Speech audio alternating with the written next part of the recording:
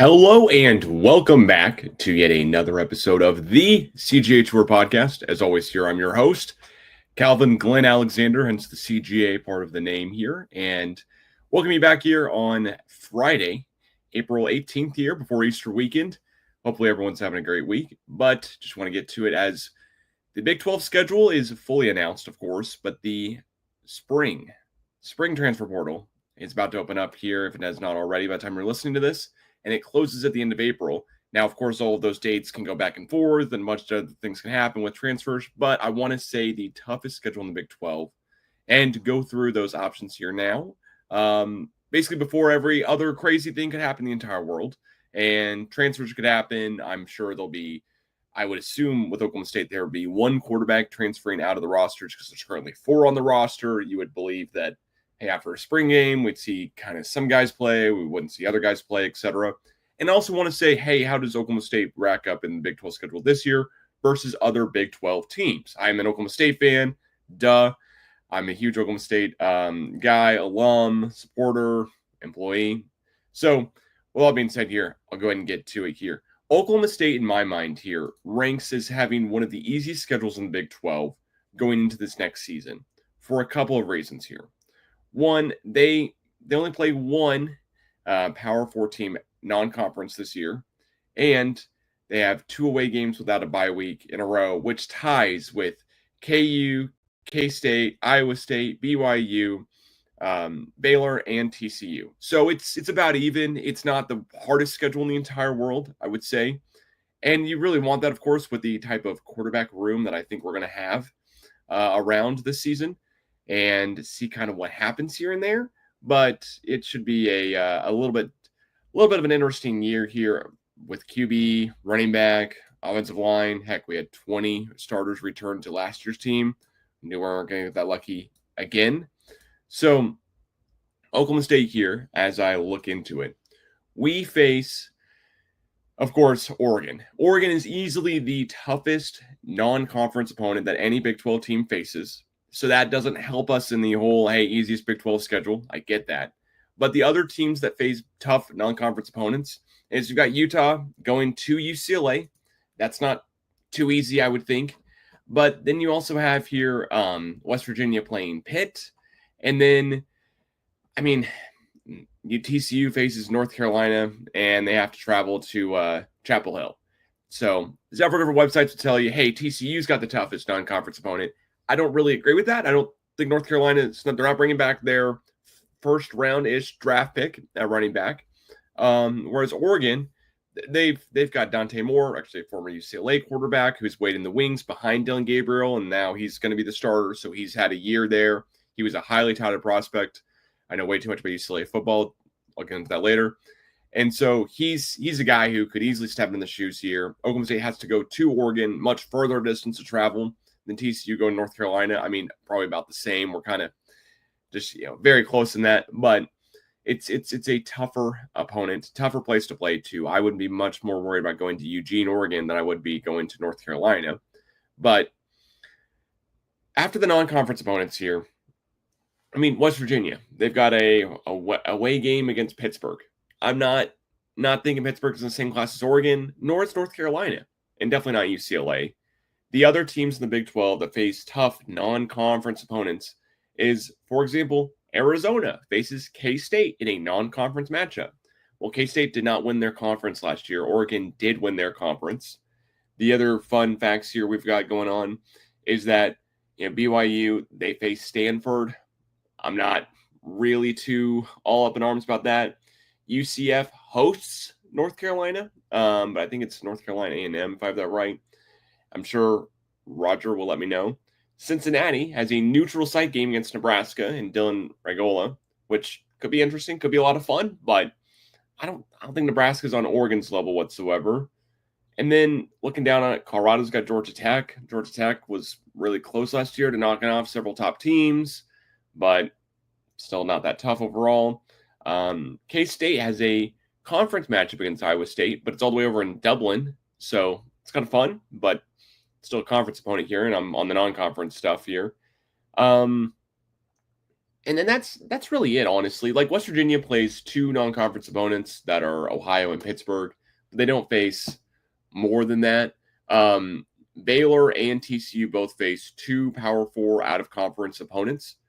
Baylor, both of them are Auburn, which could be tough, and SMU, a playoff team as well last year. But one, Baylor going to SMU, I'm not ranking that high on the board just because SMU was a playoff team last year, but Baylor and SMU, I mean, what is it? The Battle of I-35, I-35 East, whatever you want to call it. They're close enough together that's not too far of a travel to go on. And then, of course, you also have here TCU. So TCU faces North Carolina, and then they also face SMU. And that's a fun Dallas-centered matchup. Sonny Dykes going back to where he was coaching before and seeing how that works out. But it still is Oklahoma State faces singularly the toughest one non-conference opponent. But they only have one non-conference opponent they face. So, in the grand scheme of things, not that tough overall, I'd say. Other things here as well is that almost every single head coach in the Big 12 is returning, except for UCF and West Virginia. The returning quarterbacks as of right now on April 18th, when I'm recording this, is the only teams not returning their quarterback from last year is Utah, Houston, Oklahoma State, West Virginia, and Colorado. And what I mean returning is returning starting quarterback.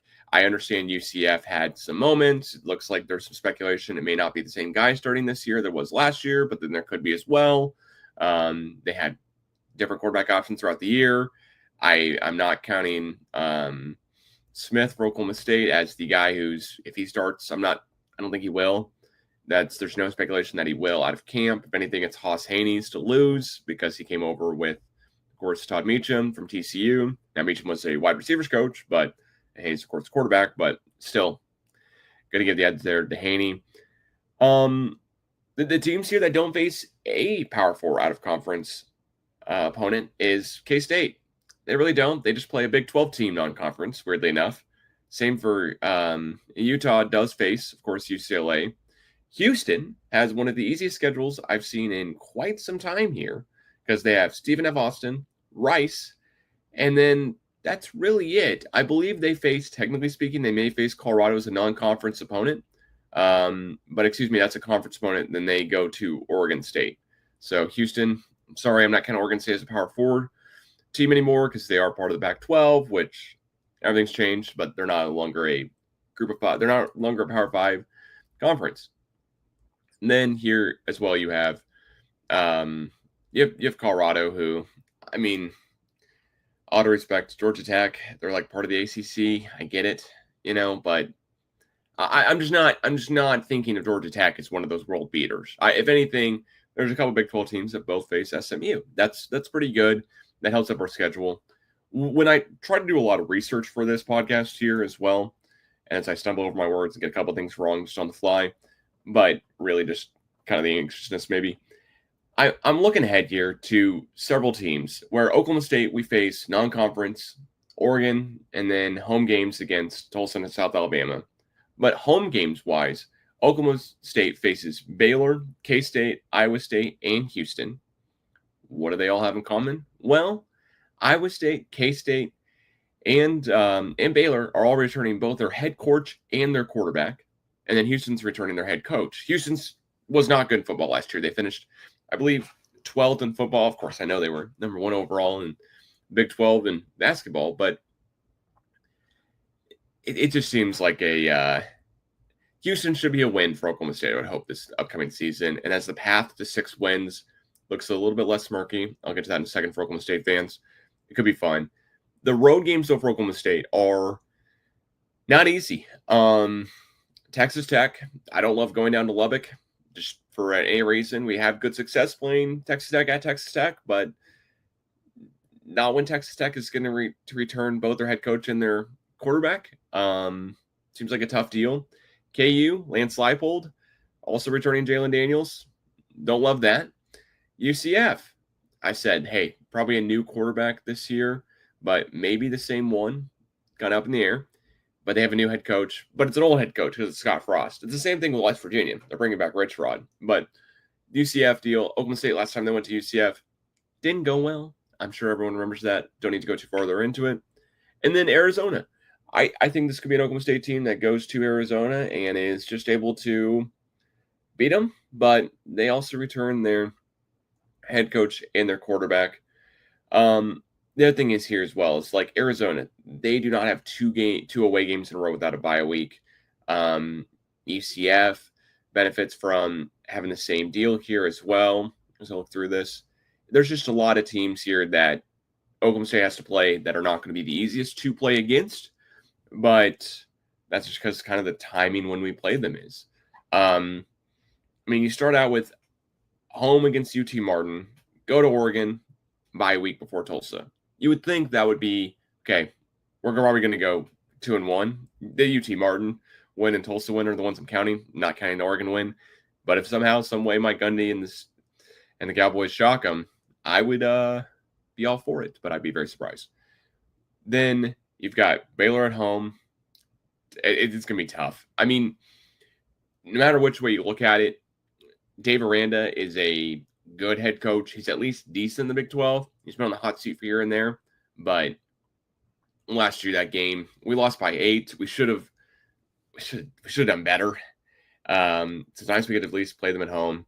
Then we go at Arizona, just to cover that. Houston at home, Cincinnati at home. You would figure both of those would be wins. Those are the two that you need to win to really kind of give us a chance here of pulling off 6 wins. Because I'm counting the UT Martin, Tulsa, Baylor one I'm really iffy on. Arizona I'm really iffy on as well, too, when they bring back both head coach and quarterback.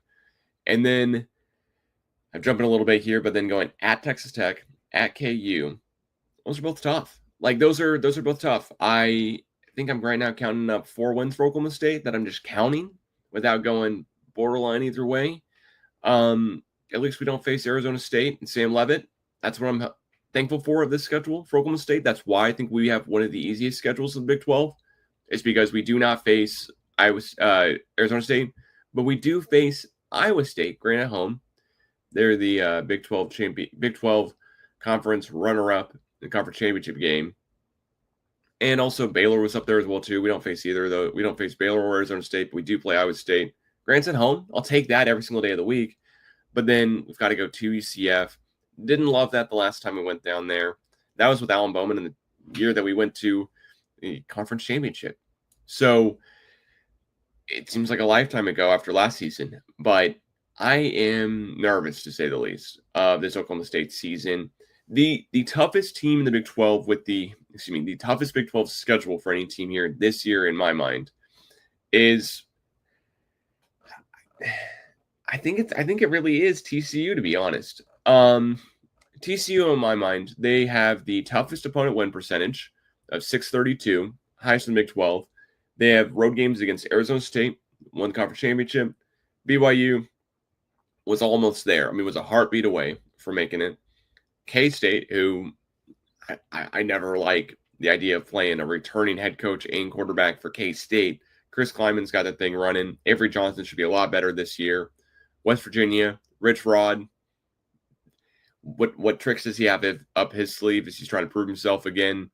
And then, Houston, I've got this labeled down as a key road game just because it's one of them, but it's not a tough place to play. It just is.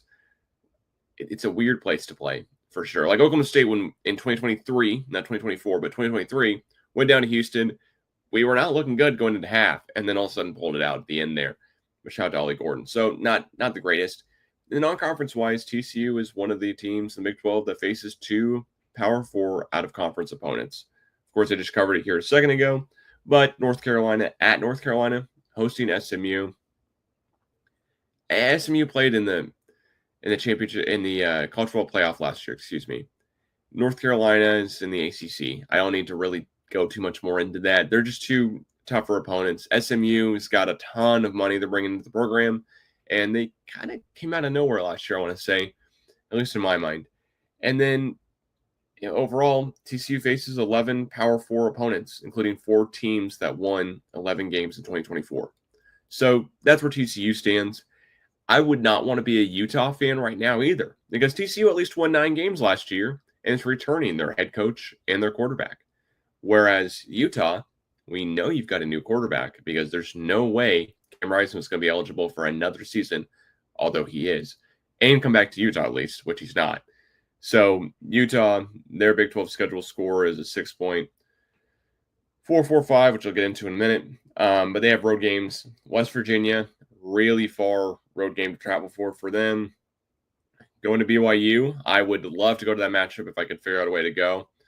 But BYU, Utah, that's going to be an incredible matchup, but Utah has to go there. And then Utah also has to go to, just talked about Dave Aranda and Baylor, and then KU. And then their non-conference games here. I mean, they've got to go to Wyoming.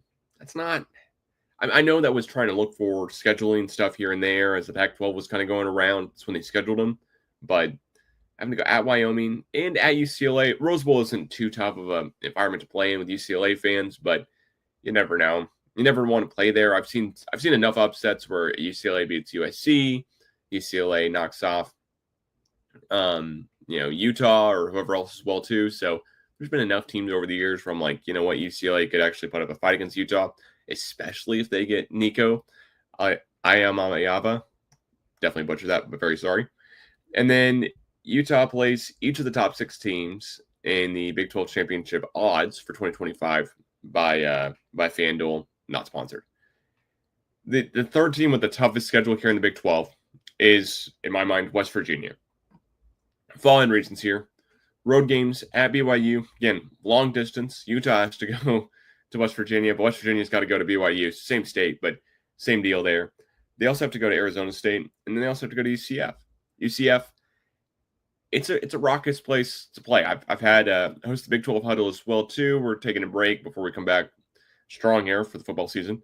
But I host that with Roger Phipps, and he's a huge UCF guy, host of the Nighted Ones podcast, and he cannot stop talking about how tough of an environment UCF's stadium is to play in. I'll take his word for it. I haven't been there, but I mean, I wouldn't want to play at UCF after playing there once before, and we got to go there as Oklahoma State fans, so I'll take it. West Virginia has home games against TCU and Utah. TCU you would figure would be around the same here with 9-ish wins. I mean, they still got Sonny Dykes coming back. They have Hoover as well, too. Josh Hoover is quarterback. He's going to be one of the top QBs in the Big 12. And then non-conference-wise, Pittsburgh and Ohio. Ohio, I'm trying to hype up a Group of 5 team too much, but Ohio is one of the tougher ones of the Group of 5. And then, of course, Pittsburgh in the ACC, not easy. And basically here, the reason is that Mountaineers face extensive travel across multiple time zones and a challenging slate of opponents. Also here, West Virginia, they are fortunate. They do not play 2 away games without a bye week in a row. They only have 1 away game without a bye week. And that's it. The other things here as well, too, is that Utah does fit into that, hey, we only have 1 away game before a bye week as well, too. So that kind of just puts the cherry on the top here as well for TCU to have the toughest schedule in the Big 12. Really a lot of respect for them playing North Carolina and, of course, Bill Belichick and whatever else they've got going on there in North Carolina. The other kind of things I want to mention here as I wrap this up a little bit here is Oklahoma State's strength of schedule ranking from non-Oklahoma State sources. So, for example, from the Arizona Republic, they rank Oklahoma State's schedule as the 7th toughest in the Big 12 with an opponent win percentage of .532 from the previous season. College Football News has us as the 12th in the Big 12 strength of schedule rankings. And then, there's just some games that I, don't love that we gotta play. Never like going to Lubbock, even though we've had success there. Don't like going to KU, even though we've had success. Oklahoma State here, last year was horrible. I'm not trying to sugarcoat that. 0-9 straight into the season. 3 wins, all non-conference opponents. Not great. A very, very close win. One of the closest wins you could ever have against Arkansas. And the other wins are against Tulsa and somebody I already forgot about. So, it's South Dakota State. But where are we going to rank here this Oklahoma State season? Is this going to be preseason-wise, we're hoping we can at least get 6 wins because that's where I stand. Going and looking at that football schedule one more time for Oklahoma State. UT Martin, Tulsa, got to be 2 wins there. got to be Houston and Cincinnati here to have a shot, because you still are looking for 2 more wins, and you're looking for 2 more wins amongst Oregon's just not a win. It's just not. There's no chance in my mind. I wish I could say there was or is. We play at Oregon. We've done crazier things. So Mike Gundy has a pretty darn good non-conference win percentage, but it's Oregon at Oregon in Eugene. I'm not picking Oklahoma State. I would love to. Maybe by the time that actually we get to August, I will be.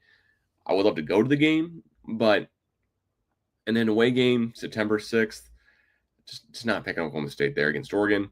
Then you've got Arizona, Baylor, Texas Tech, KU, K-State, UCF, and Iowa State. You would figure there's 2 more wins in there somehow, some way. But after going 0-9 to end out last season, that's the biggest thing for me, is that not just that we went winless in conference, is that it was 9 straight games without a win. I mean, some of these Big 12 teams, for example, I totally couldn't remember earlier because I was like, wait, what's going on? Colorado plays Georgia Tech, Delaware, Houston, and then Wyoming. So they actually have a conference game before they have a non-conference game. They get to mix it up a little bit, kind of jive with it a little bit as well, too. Some other Big 12 teams have that whole schedule going as well. Like Utah, for example, they play, they play Texas Tech, and then they play Wyoming. It's just a lot of interesting matchups. I mean, I would have much rather seen it as a win last year where we won 1 conference game, or we won 1 non-conference game somewhere mixed into the 9 straight losses versus losing 9 straight. So thank you so much for listening to the latest episode of the CGA Tour podcast. As always, please follow, subscribe, and like, and find us on X, Twitter, Blue Sky, Instagram, TikTok. I'm just going to keep trailing off here at the end of this. But thank you so much again for listening and watching, tuning in here to the latest episode of the CGA Tour. If you have any questions, comments, or anything to add to the next podcast, please send it in here to comments down here below, or send it into any of the social media platforms that we're on. TikTok as well, too, if I didn't in that one. So thank you so much again for listening, and we'll catch you guys again soon. Peace.